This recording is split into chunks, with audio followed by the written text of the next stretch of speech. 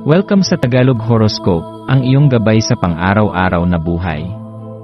Hatid namin ang pinakadetalyadong horoscope na magsisilbing gabay mo sa pera, trabaho, pag-ibig, kalusugan, at swerte. Naway magtagumpay sa buhay ang lahat ng ating tagapakinig at subscribers sa buong mundo. Maraming salamat sa pag-subscribe at tanggapin ang siksik, liglig, at umaapaw na biyayang hatid ng Tagalog Horoscope. Narito ang iyong pang-araw-araw na horoscope para sa Gemini. Ngayong Martes, ika-11 ng Pebrero, isang espesyal na mensahe ang binubulong ng universo sa iyo, Gemini. Ikaw ay isang nilalang ng pagkamalikhain, talino, at koneksyon, mga katangiang nagbibigay sa iyo ng kakayahang magdala ng liwanag sa buhay ng iba.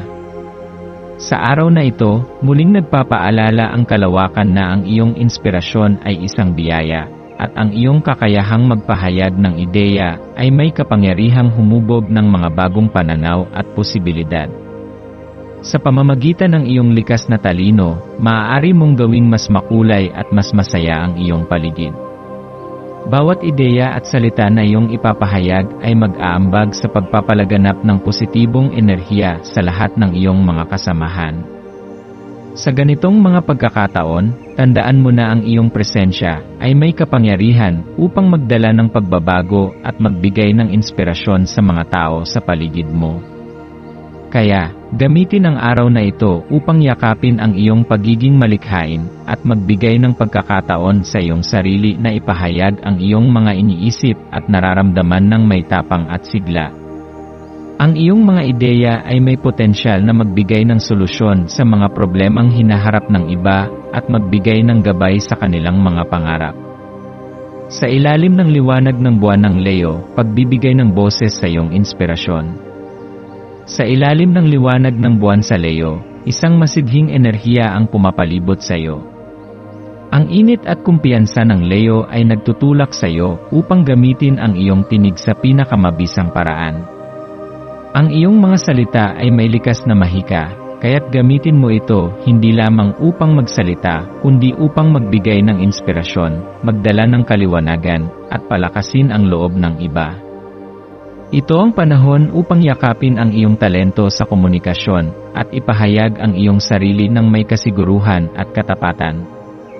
Ang iyong mga ideya at mensahe ay maaaring magbigay liwanag sa madilim na sulok ng mga puso ng iba, kaya't huwag mag-atubiling ipakita ang iyong nararamdaman at mga pananaw. Ang mga pagkakataon para sa pakikipag-ugnayan sa iba ay maaaring magdulot ng magagandang resulta. Kaya naman pagtuunan ng pansin ang mga pagkakataon na magbibigay sa iyo ng positibong koneksyon. Huwag mag-alinlangan sa iyong mga kakayahan sa pagpapahayag, sapagkat ito ay isang makapangyarihang kasangkapan na maaari mong gamitin upang magtagumpay sa iyong mga layunin.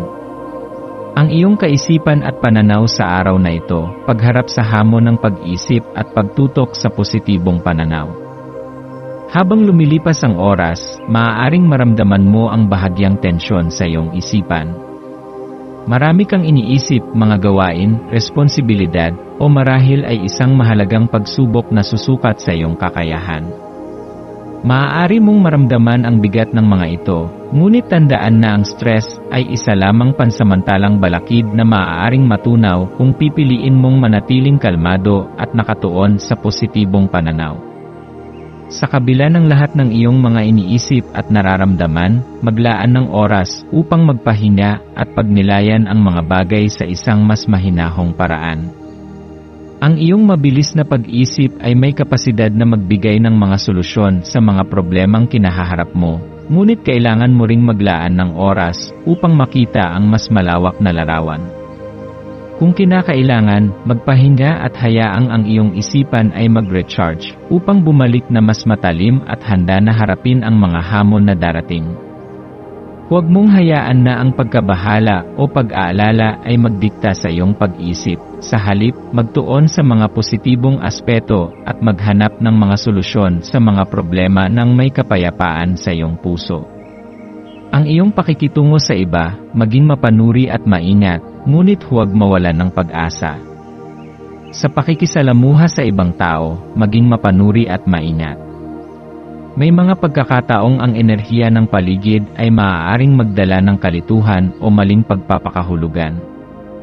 Maaring may mga taong hindi nagsasabi ng totoo o may mga sitwasyong tila may itinatagong kahulugan. Hindi ito nangangahulugan na dapat kang magduda sa lahat, ngunit isang paalala lamang na pakinggan ang iyong intuisyon. Ang iyong likas na talas ng pag-iisip ay makakatulong upang makita kung sino ang tunay at sino ang nagtatago ng kanilang tunay na intensyon. Gayunpaman, huwag hayaang takot o pag-aalinlangan ang pumigil sa iyong pagiging palakaibigan at bukas sa iba. Ang iyong kakayahang bumuo ng koneksyon ay isang biyaya, kaya gamitin ito upang makapagbigay ng positibong impluwensya. Maaari kang maging inspirasyon sa iba sa pamamagitan ng iyong pananaw, iyong talino, at iyong sigla sa buhay. Tandaan na ang bawat isa ay may mga hamon na pinagdadaanan, kaya't maging mapagpakumbaba sa iyong pakikisalamuha at magbigay ng pag-unawa sa mga pagkukulang ng iba. Huwag hayaang ang mga pagkakaiba-iba ay maging hadlang sa paggawa ng magagandang koneksyon. Ang papel ng pagkamalikhain sa araw na ito, pagpapahayag ng iyong boses at paglikha ng bagong solusyon. Isa sa mga pinakamahalagang aspeto ng iyong araw ay ang pagkamalikhain. Ikaw ay isang nilalang na puno ng ideya, kaya gamitin ang araw na ito upang ipahayag ang iyong sarili sa iba't ibang paraan. Maaring ito ay sa pamamagitan ng pagsusulat, pagguhit, pagsasalita, o kahit simpleng pag-uusap na puno ng inspirasyon. Ang mga malikhaing aktibidad na ito ay magbibigay daan sa iyo upang maipakita ang iyong likas na talino at talento. Huwag matakot na mag-eksperimento at maghanap ng mga bagong paraan upang ipahayag ang iyong mga ideya. Ang iyong kahusayan sa pagpapahayag ay magbibigay sa iyo ng kapangyarihan upang magbukas ng mga pinto ng oportunidad sa iyong buhay. Kapag ang iyong isipan ay malaya at malikhain, mas nagiging malinaw ang iyong direksyon sa buhay. Ang anumang hamon na iyong kinakaharap ay maaaring maging inspirasyon upang lumikha ng bago, isang bagong solusyon, isang bagong pananaw, o isang bagong proyekto. Ang mahika ng iyong isipan ay nasa kakayahan mong gawing kapaki-pakinabang ang iyong mga ideya at magdulot ng positibong pagbabago hindi lamang sa iyong buhay kundi sa buhay ng iba. Maswerteng mga elemento para sa araw na ito. Maswerteng kulay, dilaw, sumisimbolo ito ng kaliwanagan, talino at kasayahan. Ang pagsusuot ng kulay dilaw o pagdadala ng bagay na may ganitong kulay ay maaaring magbigay ng positibong enerhiya sa iyong araw. Ang dilaw ay nagsisilbing paalala na laging hanapin ang liwanag kahit sa gitna ng mga hamon. Kung ikaw ay may pagkakataon, magdala ng dilaw na bagay o magsuot ng dilaw na damit upang magbigay ng kagalakan at sigla sa iyong paligid. Maswerteng numero, 3, 5, at 21. Ang 3 ay sumisimbolo ng kagalakan at pagkamalikhain. Ang 5 ay nagdadala ng pagbabago at kalayaan. At ang 21 ay nagmumungkahi ng tagumpay at pagpapalawak ng pananaw. Ang mga numerong ito ay magsisilbing gabay sa iyong mga hakbang at magbibigay sa iyo ng lakas upang magpatuloy sa pag-abot ng iyong mga layunin. Maswerteng kristal, citrine, isang kristal na kilala sa pag-akit ng kasaganaan, sigla, at malinaw na kaisipan. Ang pagkakaroon ng citrine malapit sa iyo ay maaaring magbigay ng inspirasyon at positibong pananaw. Ang citrine ay isang simbolo ng kasaganaan at tagumpay, kaya't ihalo ito sa iyong mga gawain upang makamit ang mga magagandang bagay na nararapat sa iyo.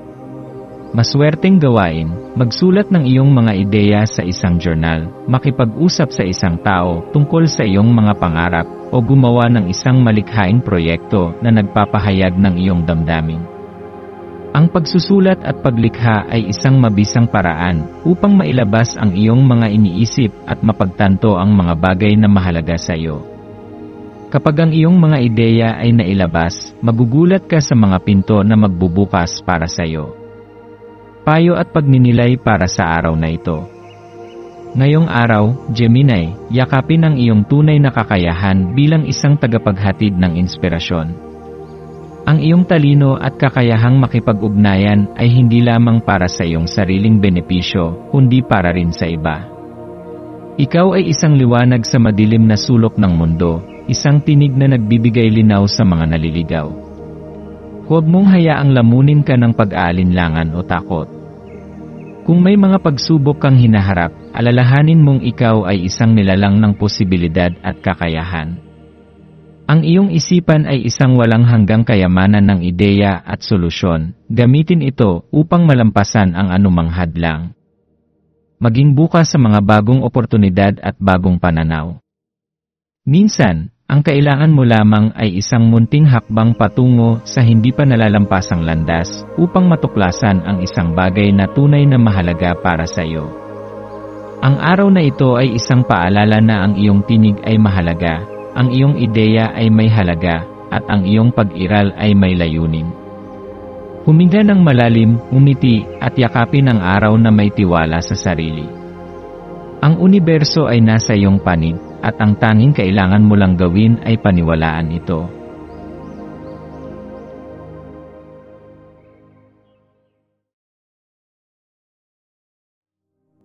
Tayo ay magkaroon ng kaunting sandali upang ipagdasal ang lahat ng mga dalangin ng ating mga subscribers, na sana'y matamo nila ang kanilang mga pinapangarap sa buhay, magandang trabaho, mabuting kalusugan, payapa at masayang pamumuhay, at siksik, liglig at umaapaw na biyaya at kayamanan. Ipinagdarasal namin ng mataimtim ang lahat ng mga komento sa nakaraang video, at hinihiling namin, Panginoon, na pagpalain mo ang ating mga subscribers ng masayang buhay sa mundong ibabaw. Maraming salamat po. Maraming salamat sa panonood ng iyong horoscope ngayon araw. Naway gabayan ka ng mga bituin sa iyong landas.